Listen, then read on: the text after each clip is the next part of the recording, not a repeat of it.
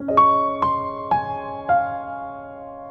los últimos meses, nuestro país, España, ha recibido numerosas críticas por parte de algunos países aliados. Y es que pertenecer a la Organización del Tratado del Atlántico Norte, la OTAN, esa alianza militar y política que fue creada ya en 1949 con el objetivo principal de defender a sus miembros. Esto implica una gran responsabilidad.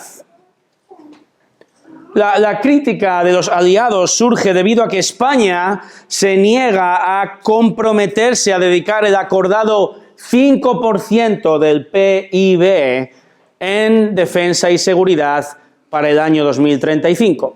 El gobierno español afirma que puede cumplir con las capacidades militares pactadas sin alcanzar el 5%, proponiendo quedarse en el 2% del PIB.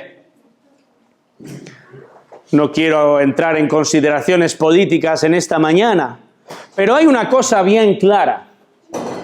Pertenecer a un grupo determinado, considerarse un aliado comprometido sin cumplir con los compromisos pactados, es cuanto menos una irresponsabilidad y una mala praxis. Bernabé, Pablo y Juan Marcos lo saben. Lo saben no porque pertenecen a la OTAN, sino porque ellos pertenecen a algo mucho mejor. Pertenecen a la Iglesia de Cristo y por ello ellos están comprometidos no al 2%, no están comprometidos al 5%, sino al 100% de lo que ellos son, comprometidos por la causa de Cristo. Y Cristo, quien es cabeza y Señor de la Iglesia, por medio del Espíritu Santo, Él envía a estos hombres a la ingente tarea de anunciarle en el primer siglo. Ahora bien, este envío va a implicar una directa confrontación con un poder mucho mayor que el de cualquier hombre y el de cualquier arma. El poder espiritual de maldad, con Satanás como el capitán general. Y es que, hermanos, desde Edén, desde Génesis 3, existe una corriente de hostilidad que transcurre a lo largo de la historia. Hablo de una hostilidad entre Dios y Satanás, entre los hijos de Dios y los hijos del diablo. Conocemos la historia, la narración real. La guerra estalló inmediatamente tras la entrada del pecado. Adán y Eva niegan a Dios. Caín mata a Abel.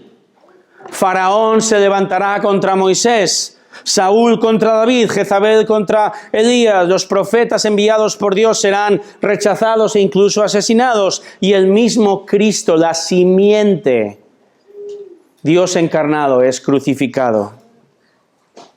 Y la iglesia primitiva es perseguida. Y los cristianos van a sufrir y van a caer. Pero Dios va a levantar a otros en su lugar y la batalla continúa hasta hoy. Esta, hermanos, no es una lucha abstracta entre el bien y el mal, sino que hablamos de una guerra espiritual que es real a través de reinos reales con personas reales de carne y hueso. Dos simientes, dos bandos dividen al mundo. Los que se someten a Dios y quienes se resisten. Y no estoy indicando los dos grupos que hay aquí sentados, por cierto. Y hermanos, Pablo, Bernabé y su ayudante Juan Marcos son tres piezas en el tablero de esta batalla. Y hermanos, nosotros hoy, 2000 años después, somos igualmente, nosotros, su iglesia, somos soldados llamados a luchar por cada una de las almas que nos rodean. Llamados a luchar no con el 2%, ¿verdad? Ni siquiera con el 5%, sino llamados al 100%, porque tenemos una responsabilidad que hemos adquirido por el mero hecho de ser iglesia de Cristo. Por eso, hermanos, es importante que observemos este texto en esta mañana.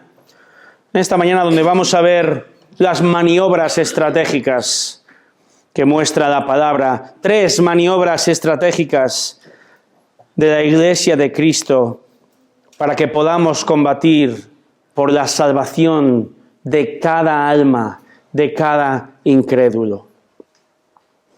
La primera maniobra es obvia. Los soldados han de ser enviados, ¿verdad? El envío. Fíjate el verso 4.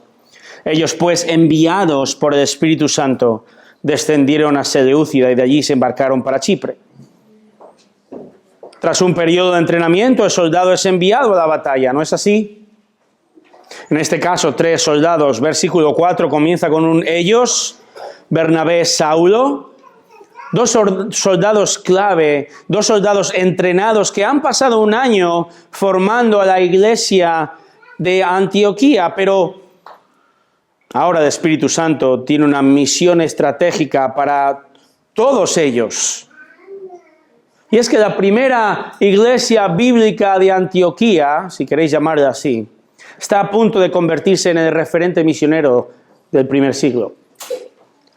Así que Antioquía no aportará ni el 2 ni el 5, sino el 100%, porque está enviando a sus 2 mejores hombres a proclamar el evangelio de salvación al mundo. Y es el Espíritu Santo en su perfecta e infinita sabiduría quien sabe que la primera maniobra estratégica es enviar a estos 2 hombres. Es estratégica, hermanos, porque la iglesia está a punto de abrir una puerta de par en par para internarse en la oscuridad del mundo, para traer luz a las tinieblas. Por eso ha elegido a estos 2 virtuosos francotiradores espirituales. Lucas se asegura de que comprendamos que realmente no es la iglesia, sino el Espíritu Santo quien envía. Recordad el versículo 2 de este capítulo. El Espíritu Santo dijo, apartadme a Bernabé y a Saulo. Y ahora el verso 4 dice, ellos pues enviados por el Espíritu Santo. La iglesia corrobora el llamado del Espíritu. Ahora, ¿a dónde van? ¿Cuál es su destino? Bien, si funciona bien, tenemos aquí un mapa, más o menos. Siempre lo tengo que poner. Ellos están en Antioquía de Siria. El Evangelio ha venido desde Jerusalén, extendiéndose por Judea, Samaria y empieza a extenderse hasta lo último de la tierra. Están en Antioquía y van a bajar al puerto. Fíjate lo que dice el texto, descendieron a Seleucida, es decir, a la costa,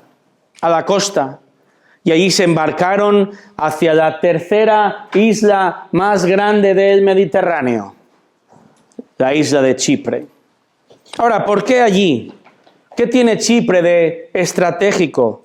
Quizá el Espíritu Santo les dijo audiblemente, tuvieron una visión o un sueño. Bueno, el texto no lo dice.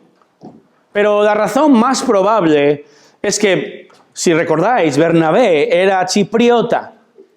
Conocía la isla, conocía su sociedad, sus costumbres, conocía su gente, conocía sus caminos. Esta es la estrategia.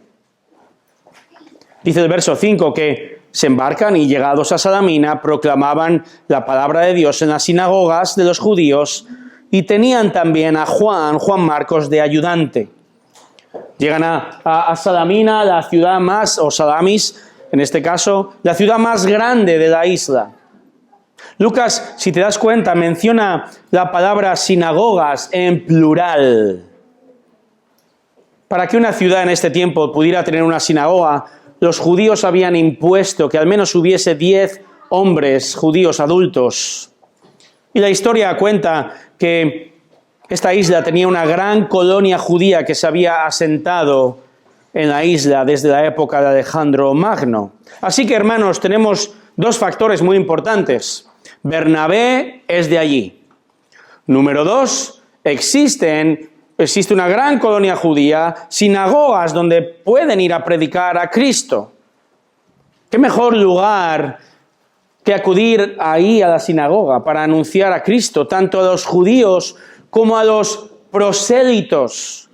Los prosélitos, los gentiles que se habían convertido al judaísmo. Estos gentiles ya se habían apartado de los ídolos, habían abrazado al Dios de los judíos y estaban buscando al Dios verdadero. Todo lo que necesitan ahora es oír que las promesas para ellos ahora se han cumplido en Jesús, el Mesías. Dos factores importantes. Por lo tanto, a Chipre que nos vamos.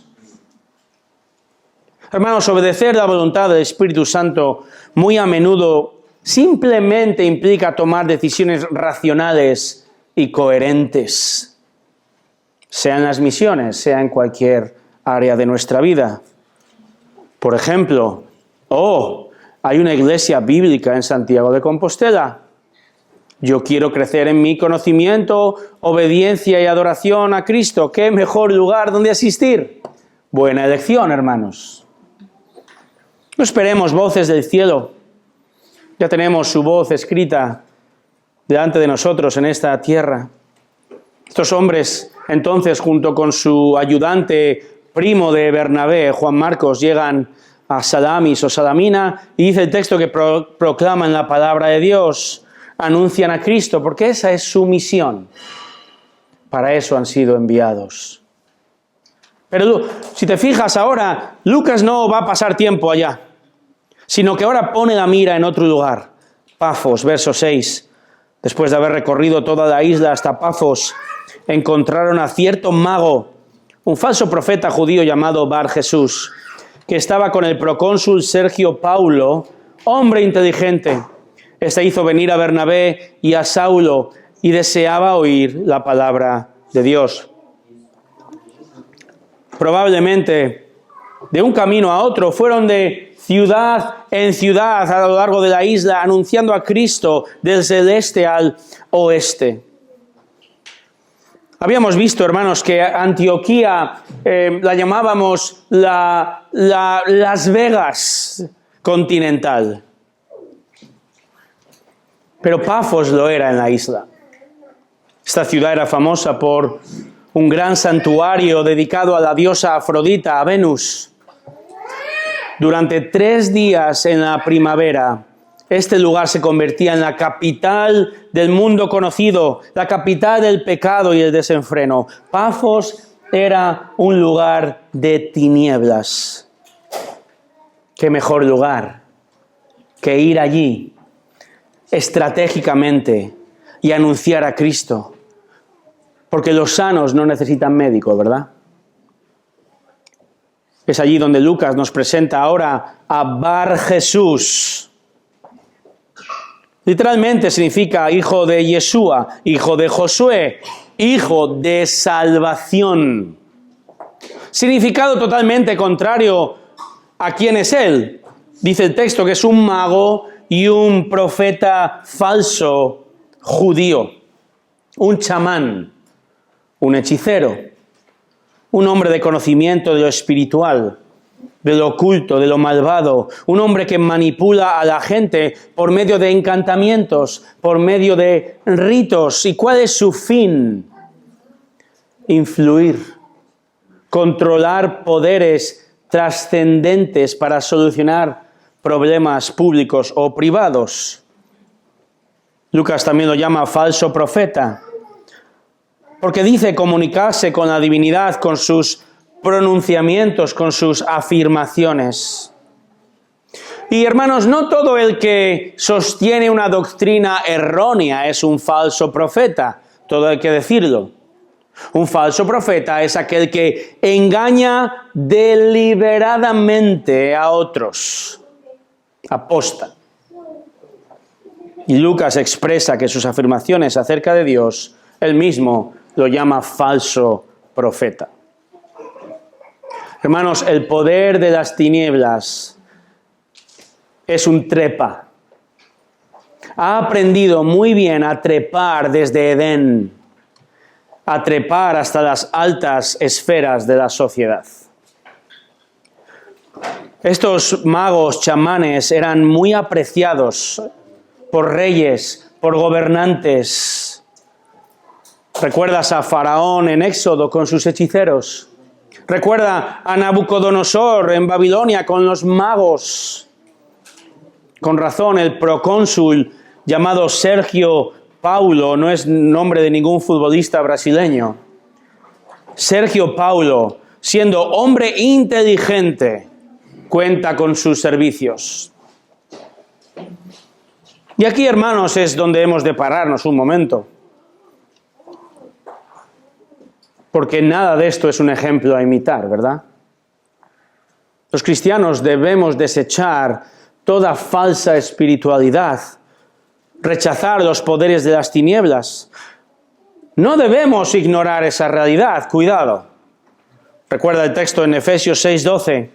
Nuestra lucha no es contra sangre y carne, sino contra principados, contra potestades, contra poderes de este mundo de tinieblas, contra las huestes espirituales de maldad en las regiones celestes. El famoso escritor y filósofo, teólogo C.S. Lewis dijo lo siguiente: hay dos errores iguales y opuestos en los que podemos caer respecto a los demonios. Uno es no creer en su existencia. Eso es un error. El otro es sentir un interés excesivo y malsano por ellos. Ellos mismos se complacen por igual con ambos errores y saludan al materialista y al mago con el mismo deleite. Los cristianos no debemos obviar esta realidad. Debemos conocer al enemigo de nuestras almas con el que batallamos, pero hermanos, somos llamados a interesarnos lo justo por esta tenebrosa realidad, lo escrito y nada más.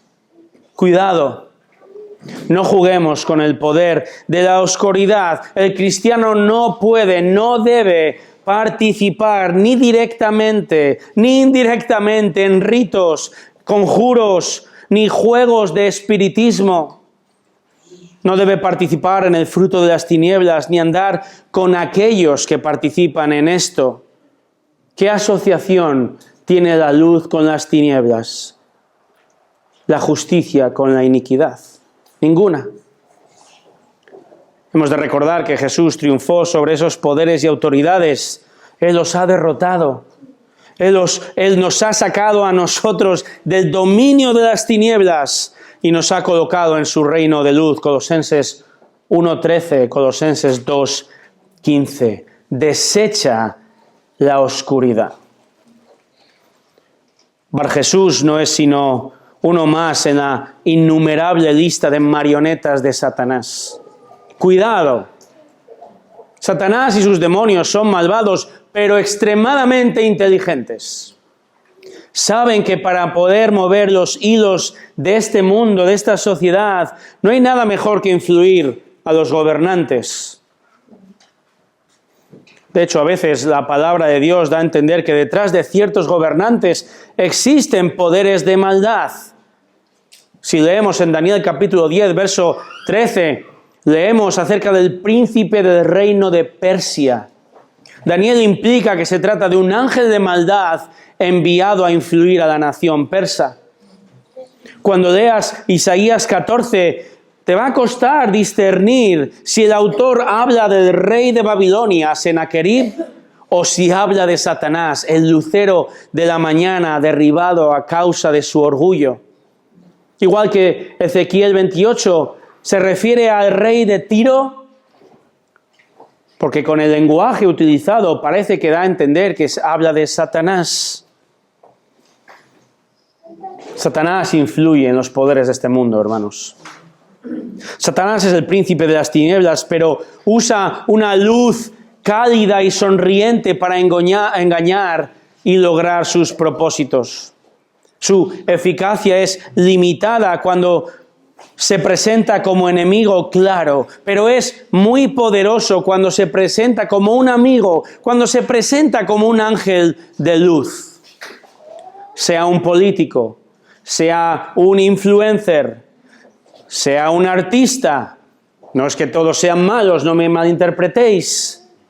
Pero hermanos, personas influyentes que millones siguen y escuchan y miran y por los cuales desean ser influenciados. Hermanos, el príncipe de este mundo, Satanás, es poderoso, es influyente, es sabio para lo malo y mueve los hilos del pensamiento para mantener a millones esclavizados en su placer, en su religión, en su ateísmo, en sus relaciones, en sus posesiones, sin Cristo. Volviendo a Sergio Paulo, este político era probablemente un politeísta porque era romano. Es por esto que, al saber de la llegada de Saulo y Bernabé, los hace llamar, desea oír el mensaje. Por el momento, para él este mensaje no es sino otro mensaje más, algo interesante acerca de este Dios. Pero el Señor escogió y envió estratégicamente a estos hombres. Ellos han obedecido y se presenta una gran oportunidad de anunciar a Cristo al gobernador de toda una isla. Todo será coser y cantar, ¿verdad? Eso podíamos pensar. ¿No es cierto que cuando sabemos y obedecemos la voluntad de Dios, todo va sobre ruedas? ¿Es así, hermanos? A veces sí, pero en última instancia podemos decir que esta escena termina bien, pero no siempre las cosas van sobre ruedas, ¿verdad? Cuando obedecemos. Pregúntale a Jeremías, despreciado, encarcelado por anunciar la palabra, o a Daniel echado en el foso de los leones. Pregúntale a Esther, a punto de perder la vida por salvar a su pueblo, y aún ellos vivieron. Pregúntale a Juan el Bautista, a Esteban, a Jacobo, muertos por obedecer a Jesús. Pregúntale a Policarpo, a Juan Hus, a William Tyndale, a Jean Elliot, a Corrie ten Boom. Pregúntale a Casiodoro de Reina, el traductor de la Biblia en castellano. Y muchos miles de anónimos creyentes que fueron enviados obedeciendo, sabiendo que existe una batalla real y feroz, cruel, sanguinaria por cada una de las almas de este mundo, y han dado el 100% sus vidas por anunciar a Cristo. Hermanos, muy a menudo la obediencia implica no que las cosas vayan sobre ruedas, sino que nos vamos a enfrentar a problemas, y a veces a problemas espirituales, batallas espirituales serias.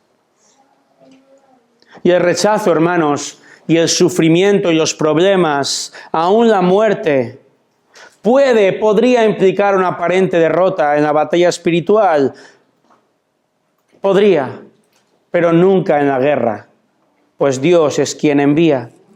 Dios es quien lucha por nosotros. Él está viendo la película completa y Él no se equivoca. No dudemos de la estrategia divina. Ellos han sido enviados por Dios, sea que las cosas vayan sobre ruedas o no. ¿A dónde nos está enviando Dios a cada uno de nosotros? Y como iglesia. Quizá, espero que algún día alguno de nosotros seamos enviados a Chipre. ¿Por qué no? Hermanos, las misiones, las plantaciones de iglesias no son una opción, son un mandato. Y nuestra iglesia debe caminar hacia la multiplicación en otro lugar. Esta es la manera estratégica de batallar contra las huestes de maldad, anunciando a Cristo allí donde hay oscuridad y no hay mensaje. Sea allí o también aquí. En un sentido, hermano, hermana, el Señor ya te ha enviado, ¿lo sabías? Si eres cristiano, ya te ha enviado a la batalla. Porque somos todos, no solo los evangelistas, no solo los predicadores o los misioneros, todos y cada uno de los miembros de la Iglesia de Cristo somos llamados a anunciar el Evangelio de salvación. Porque cada una de las almas, cada una de las personas con las que interactuamos, hermanos, como decía Spurgeon, están bailando al borde del infierno, mientras Satanás las hace pensar que están al borde del cielo. Hablo de tus compañeros de clase. Hablo de tus compañeros de trabajo, tus vecinos. Hablo de tus hijos, hablo de tu cónyuge, hablo de tus amistades, quienes están viviendo presos, pero felices en su oscuridad. Y la maniobra del Señor, la estrategia correcta, es que nos ha enviado a todos a ellos. Por lo tanto, ve confiado, vayan las cosas sobre ruedas o no. Ve con el 100% de sus armas el Evangelio de Cristo, lo cual nos lleva a una segunda maniobra estratégica, la lucha en sí. Versos 8 al 11. Leía que en ciertos lugares oscuros existen organismos llamados lucífugos, criaturas que huyen instintivamente de la luz. Ciertas cucarachas, por ejemplo, poseen receptores extremadamente sensibles a cambios de iluminación. Basta una variación imperceptible de la luz para que corran a esconderse. Y de la misma manera, la oscuridad espiritual huye de la luz de Cristo, se opone a la luz de Cristo. Fíjate en el verso 8. Pero Elimas, el mago, pues así se traduce su nombre, se les oponía, tratando de desviar de la fe al procónsul. Elimas probablemente significa mago en árabe. No necesita mucha información para discernir rápidamente el mensaje de Cristo y rechazar vehementemente lo que Saulo y Bernabé están anunciando. Y no solo se resistía, sino que estaba, dice el texto, evitando por todos los medios que el procónsul no prestase atención a la verdad. Primero, él rechaza a Cristo, y segundo, porque probablemente si el procónsul se convierte, se me acaba el chollo, pensaría él. Al igual que ocurrió con Simón el mago en el capítulo 8, su engaño espiritual y el engaño de estos charlatanes tenía un gran interés económico. Jesús ahora ve a estos misioneros cristianos como una amenaza potencial a su nómina a fin de mes. Verso 9. Entonces Saulo, llamado también Pablo, lleno del Espíritu Santo, fijando la mirada en él, dijo: Tú, hijo del diablo, que estás lleno de todo engaño y fraude, enemigo de toda justicia, no cesarás de torcer los caminos rectos del Señor.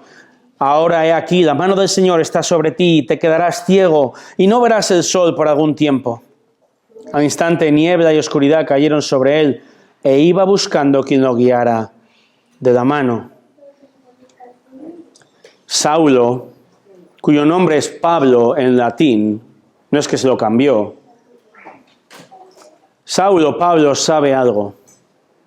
Sabe que cuando compartimos el Evangelio con alguien, nos estamos enfrentando al enemigo del alma en un combate espiritual poderoso. Y aunque cada persona es responsable de sus decisiones y su rechazo a Cristo, hermanos, no lidiamos con personas. Realmente estamos luchando contra huestes espirituales de maldad. Tú, hijo del diablo, dice Pablo. El mago es una marioneta, es un hijo del diablo, literalmente diablo, un hijo del acusador. Aquel quien desde el principio está poniendo toda la carne en el asador para desacreditar a Dios. Hermanos, Satanás conoce la Escritura de memoria, mejor que tú y que yo. Satanás conoce Apocalipsis 20:10. ¿Sabes lo que dice? Apocalipsis 20:10. Ese texto dice que al fin de los tiempos el diablo será arrojado al lago de fuego y azufre y será atormentado día y noche por los siglos de los siglos. Aquí está escrito y él lo sabe muy bien. Su destino está escrito. Por eso tiene una misión suicida. ¿Sabes cuál es? Sabiendo su final, Satanás vive tratando de llevarse consigo a tantos como pueda. Ahora me vas a permitir una ilustración literaria desde la obra del Señor de los Anillos. Satanás es como este demonio, el Balrog, cayendo al abismo y atrapando a Gandalf para arrastrarlo con él a su fatídico destino. ¿Verdad? El diablo desea con todo su ser y pone todo su malvado conocimiento, su pecado, todos sus artificios, todo su engaño, usa toda arma a su alcance, sin descanso, sin pausa, contra tu alma, para que sufras el mismo sufrimiento eternamente. No caigas en su engaño, no caigas en la trampa. No resistas a Cristo como el mago lo hacía. Escucha, cree, acepta el Evangelio de Jesucristo en este instante. La vida perfecta, la muerte en la cruz del perfecto Hijo de Dios, del Dios encarnado, muriendo, cargando en la cruz, para que tú en este instante rechaces las mentiras de Satanás, vestidas, disfrazadas en el carnaval de la mentira, con pinta de verdad. Rechaza eso. Mira a Cristo. Abraza la luz de su verdad. Hermanos, no caigamos en sus mentiras. Ahora, ¿cómo caemos? ¿Cómo nos engaña Satanás? De muchas formas. Comienzo a decir que nos engaña convenciéndonos por medio del sistema de este mundo. Él desea que llegues a convicciones, a conclusiones anticristianas. Quiere que desees divertirte de una manera que deshonra a Dios. Quiere que tengas relaciones que te alejan de la verdad y de la luz. El diablo quiere llenar tu alma. Quiere que encuentres satisfacción meramente en el entretenimiento, o en el sexo, o en las drogas, o en ideas, o en filosofías, en relaciones, en políticas, en religión, en espiritualidad. Él quiere que vivas henchido, lleno y plenamente satisfecho solo con tu trabajo, o con tu nómina, o con tus redes sociales, con los reels tras reels que te adormecen, te embotan el intelecto y te hacen seguir la corriente del mundo como el ganado se sigue uno a otro. Satanás aplaude vehementemente cuando tu mente piensa que el cristianismo es una serie de normas aburridas que obstaculizan que lo pases bien y hagas lo que te da la gana. Él pinta lo malo como bueno. Él te pone a un Bar Jesús, a un hijo de salvación, cuando en realidad es un Elimas, un mago engañador. El diablo nos pone una alfombra roja cuando llevamos días sin abrir la palabra de Dios, días sin orar. Cuando venimos a la iglesia solo por acallar nuestra conciencia y nos olvidamos de Cristo al cruzar el dintel de la puerta. Él ansía que olvidemos que nos encontramos en una batalla espiritual feroz por nuestra alma. Satanás no te susurra al oído. No vas a ver a Satanás. No somos tan importantes. Pero él usa todo medio, todo instrumento a su alcance para cegarte, para que no veas la luz del resplandor de la gloria de Cristo. Anhela que vivas de espaldas a Cristo, que no desees lo que Cristo desea. Y va a usar todo a su alcance. Llámalo móvil, llámalo televisión, llámalo relaciones, llámalo dinero, llámalo amor o conocimiento, llámalo personas, llámalo deseo de prosperar, sea lo que sea. Él va a tomar aún lo bueno que estas cosas tienen, no todo malo. pero va a hacer que mires la fruta apetecible como Eva y la va a usar para torcer los caminos rectos del Señor. Y Pablo sabe todo esto. Sabe que se trata de una batalla espiritual por el alma del gobernador y por cada alma. Pablo lo sabe. No va a ser coser y cantar. Pero también sabe que Dios les ha enviado y puesto en bandeja la oportunidad estratégica para anunciar a Cristo al romano y no la va a desaprovechar a pesar de la oposición. Y entonces Pablo maniobra estratégicamente y lucha. Hijo del diablo, deja de torcer los caminos rectos del Señor, deja de engañar. Pablo no va a luchar con su fuerza, ¿verdad? No. De hecho, Paulo significa pequeño en latín. Él sabe que no es nadie para luchar contra el poder espiritual de maldad. Pero el Espíritu Santo no solo le envió, sino que está allí con él en ese instante. Y dice el texto que en ese instante el Espíritu le capacita de una manera especial como apóstol que es. Y no solo confronta al mago, sino que profetiza su castigo. Verso 11. Ahora he aquí, la mano del Señor está sobre ti. Te quedarás ciego y no verás el sol por algún tiempo. Al instante niebla de oscuridad cayeron sobre él e iba buscando quien lo guiara de la mano. El mago es un ciego espiritual y ahora también es un ciego físico.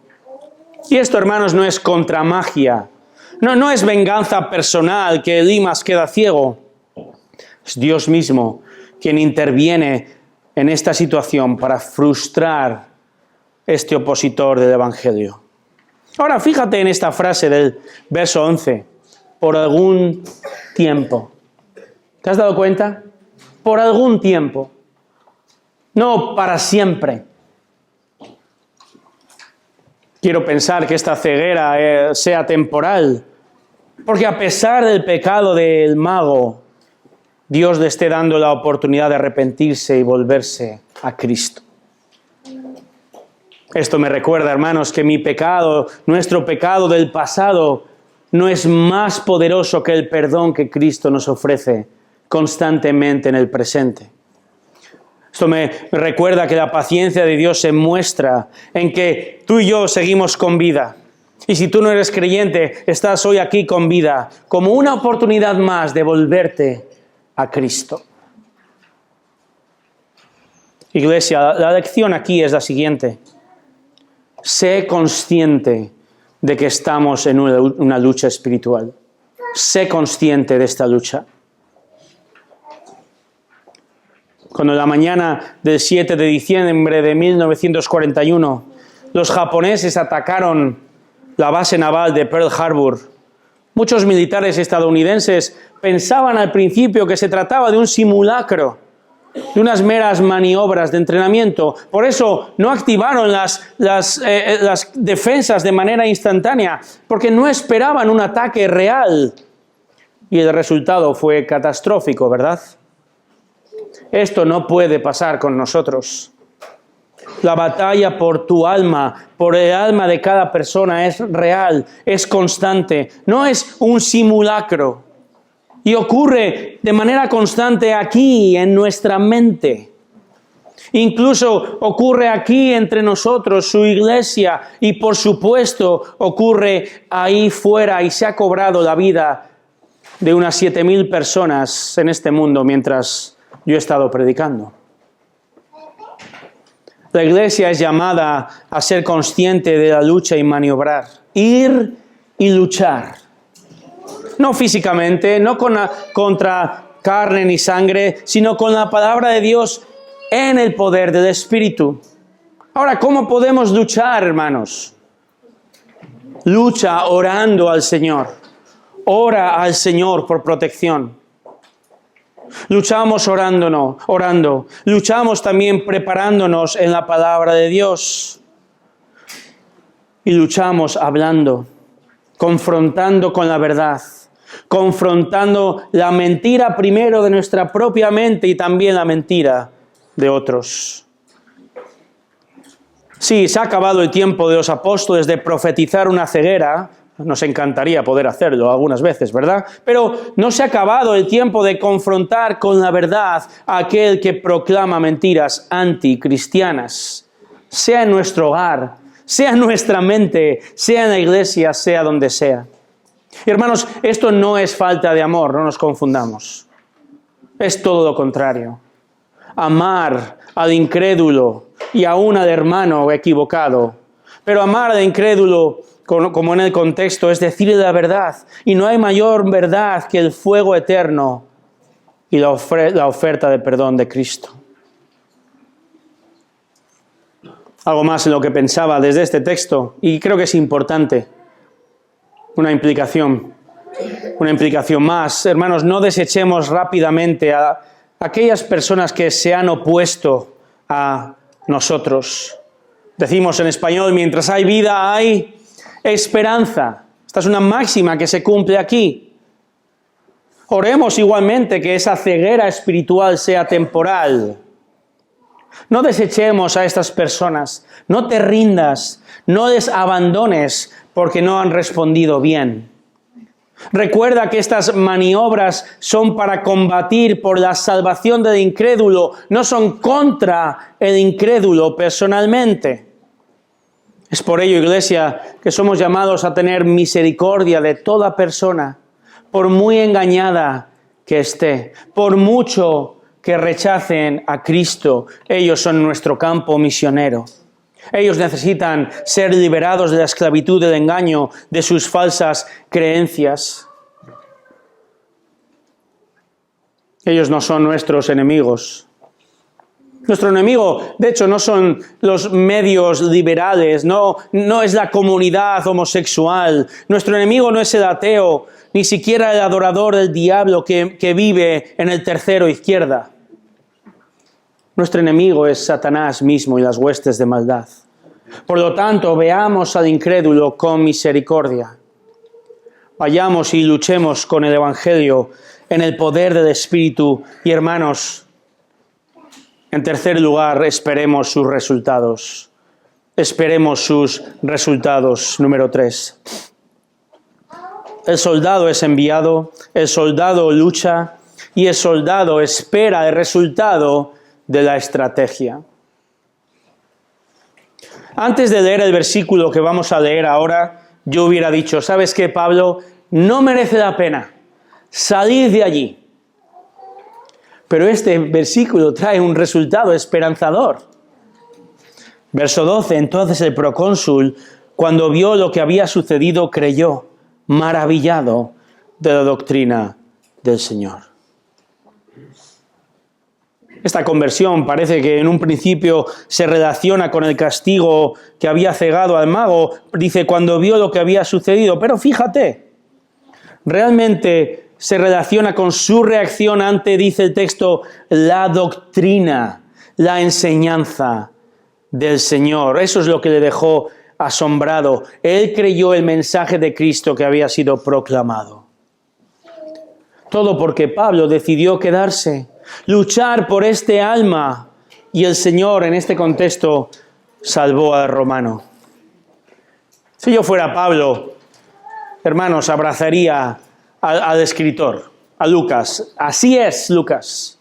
Esa es la filosofía que una iglesia sana debe tener de las misiones, del evangelismo, de las luchas de la lucha por las almas. La convicción de que en la batalla espiritual el arma es y solo es la proclamación de la verdad de la palabra. Solo a través de su palabra, hermanos, solo a través de la proclamación de la palabra de la verdad, las almas perdidas conocerán y se volverán y se maravillarán con Cristo. No creyó por el milagro de la ceguera, ¿verdad? No se trató de eso. Igualmente, hermanos, no se trata de otras cosas entre nosotros. No se trata de la música, ni del edificio, ni de las buenas obras, o de lo amables que podamos ser. Nada de esto es malo, pero nada va a salvar al incrédulo. El incrédulo se maravillará, creerá, cuando proclamemos la doctrina, la verdad de la palabra revelada. Hermanos, ese es el mensaje central para las almas perdidas, para que salgan de la oscuridad a la luz de salvación y así la gloria sea para Cristo y no los hombres. Porque, hermanos, el resultado que buscamos en última instancia es la gloria de Dios. Haya arrepentimiento o no, buscamos su gloria. Pero eso, o implicar, esperar en el resultado del Señor es parte de esta estrategia. Esperar en Él. Nosotros somos enviados a anunciar a Cristo. Sabemos o debemos saber que nos enfrentamos diariamente a una lucha espiritual feroz. Hemos de batallar con la armadura de Dios y, hermanos, al final hemos de esperar en Él. Eso es lo que trae gloria al Señor. Ocurra lo que ocurra, esperamos en Él y así le damos gloria. Porque no siempre va a haber Sergios Paulos en nuestro camino, ¿verdad? Una salvación significativa, por cierto, el primer gentil romano sin contexto judío previo, un punto de inflexión en la historia de la Iglesia, pero piensa en cuántos escucharon el Evangelio en aquellas sinagogas en Chipre y entendemos que el Señor salvó a gente, pero muchos no, ¿verdad? Y el peligro es que con el paso del tiempo uno se desanime, uno se desaliente al no ver fruto espiritual. Pero el llamado es a esperar confiados en el Señor. Si vemos fruto, toda gloria sea dada a Dios. Si no vemos fruto, toda gloria sea dada al Señor, sabiendo que el éxito de nuestra batalla espiritual no es convertir a nadie, sino, permitidme la expresión, disparar espiritualmente el Evangelio como francotiradores de Cristo. Iglesia, proclama el Evangelio y haz como aquel sembrador de la parábola de Marcos 4, échate a dormir, esperando confiado sobre la almohada de su soberanía. Recuerdo ver una tira cómica hace años. Esta tira cómica mostraba a dos ciervos. Uno de los ciervos tenía una diana gigante en el pecho. Y en esto el otro ciervo le dice: «Qué desafortunada marca de nacimiento tienes, Ernie». Uno puede pensar, hermanos, si voy a ir a la batalla contra el diablo cada vez que anuncio el Evangelio, no estoy seguro si quiero hacer esto. No quiero convertirme en un blanco fácil de Satanás y la maldad. Pero ¿sabes qué? Esta es precisamente la respuesta que Satanás quiere que tengamos. Que no deseemos anunciar el Evangelio. Que el Evangelio no se difunda. Satanás quiere que vivas cómodo, que no batalles. Porque si lo hacemos, sabe que Dios nos va a usar para abrir los ojos del incrédulo. Sabe que pueden recibir el perdón de los pecados. Y Satanás sabe que se llevará un alma menos al lago de fuego. Hermanos, somos soldados de Cristo. Y eso no es una opción. Ese es nuestro llamado a filas. Esa es nuestra marca de nuestro nuevo nacimiento.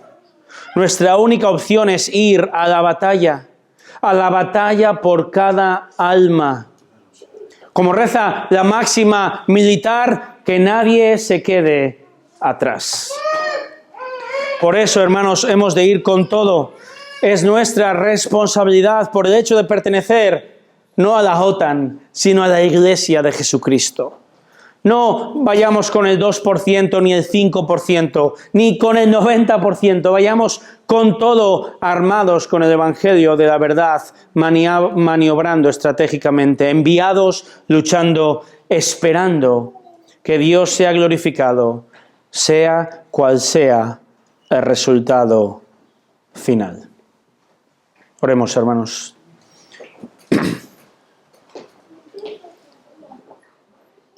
Una vez más, Señor, me has confrontado y confío que confrontes a cada hermano aquí reunido. Señor, porque tan a menudo pecamos de ser soldados condescendientes y pasivos, cristianos de mantenimiento, veíamos la semana pasada, en lugar de estar alerta, atentos, sabiendo que el enemigo ataca constantemente. Señor, la única arma que tenemos eres tú, tu Espíritu Santo, por medio de tu palabra, del Evangelio. Señor, ayúdanos a confiar que el Evangelio que podemos compartir, más torpemente o menos, es el mensaje que tú nos has regalado, el arma en nuestra boca para rescatar a las almas perdidas, a cada alma perdida que necesita a Cristo. Tú lo hiciste así con nosotros, oh Señor. No hemos sido salvos por ninguna otra estratagema, sino por entender que Cristo es el Señor. Y ahora queremos, Señor, amar lo suficiente al perdido como para batallar por su alma, sabiendo que la lucha no es contra carne ni sangre, sino que estamos luchando con poderes más fuertes que nosotros desde el comienzo de los tiempos. Pero tú, Señor, en tu poder ya tienes la victoria asegurada. Señor, gracias por llamarnos a filas. Queremos ser soldados dignos de ti. En el nombre de Jesús. Amén.